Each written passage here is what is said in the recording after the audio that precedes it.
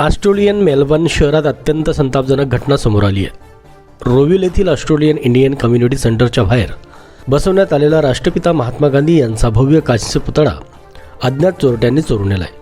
भारत सरकारकडून ऑस्ट्रेलियन भारतीय समुदायाला भेट म्हणून देण्यात आलेला हा पुतळा चोरट्यांनी अत्यंत निर्दयीपणे पायांपासून कापून लंपास केला आहे. स्टँडवर फक्त गांधीजीचे पाय उरले असल्याचे पाहून भारतीय समुदायाकडून दुःख व्यक्त होत आहे.